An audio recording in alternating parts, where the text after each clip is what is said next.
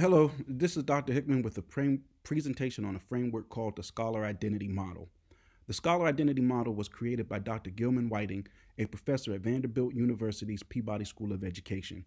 Dr. Whiting studied high achieving African American male college students and found that these individuals shared 9 common character traits. From there, he developed this model geared towards developing high achieving African American male students. Although SIM is geared towards African American male students, its core principles fit within social emotional learning and can be applied to all students. The first of these pillars is self efficacy. Self efficacy is not self esteem. However, self efficacy comes from the social learning theory of psychologist Alfred Bandura. It is the belief that individuals have in their ability to succeed and achieve. Their belief is developed by them having success or observing individuals who've had success. And on top of that, there being verbal and social persuasion by individuals about their success. Future orientation is pillar number 2. This is all about students appreciating and preparing for their future. Students should be setting short-term goals, which is anything that can be achieved in a year, and then also long-range plans. These are things that they want to accomplish in 5 years. Short-term goals and long-range plans should be connected.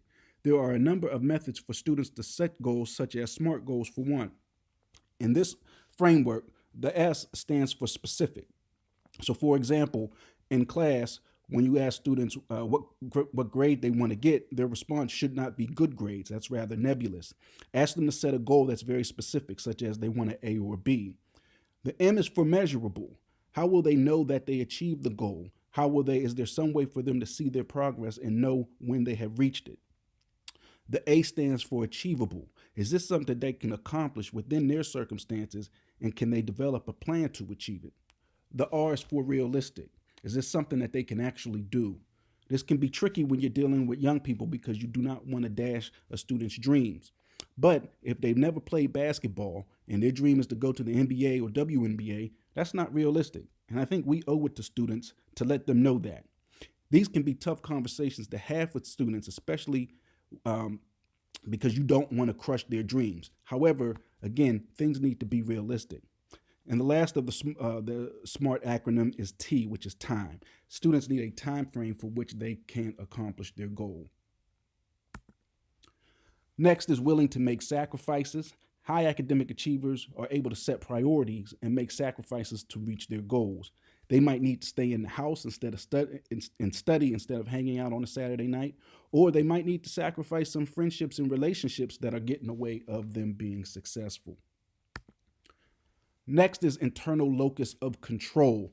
This is a very important one, and for me might be the most important as I've dealt with young people. Scholars take responsibility for their successes and failures. I know we have all heard students say this or some variation of it, that they didn't do well in the class because the teacher didn't like them. If you notice, high achieving students don't do that. They look inward and they assess their behaviors and the things that they did and make the necessary changes in order to be successful. Next is self-awareness, which is important so that students know what they are good at and the areas where they need improvement.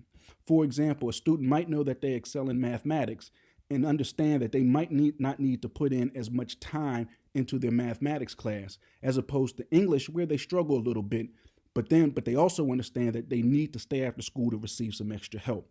Students who don't have this ability don't take advantage of their strengths, nor work on developing their areas of improvement. Next is a strong need for achievement. For young people, this is very important. High achievers do not worry about their acceptance in a certain social circles at the expense of academics. A lot of young men feel that they have to choose between being cool as opposed to being a high achiever.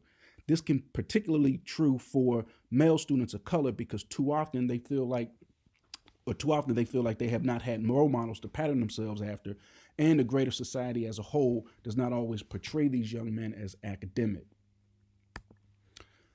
Next is academic self-confidence, and this is kind of connected to self-efficacy, but it's more related specifically to academics. Scholars believe not only that they can do the work, but that they expect to do well. Next is cultural pride, and this is where the scholar identity model becomes focused on young men of color.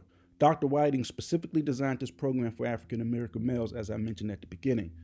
Those individuals that he studied had a strong sense of cultural awareness and pride in being an African American. And this is just more than knowing African American history. It speaks to having a deep knowledge and appreciation for the struggle, accomplishments, and story of people of color. And the last piece is masculinity. Young men need to see themselves and see that young men can be a scholar.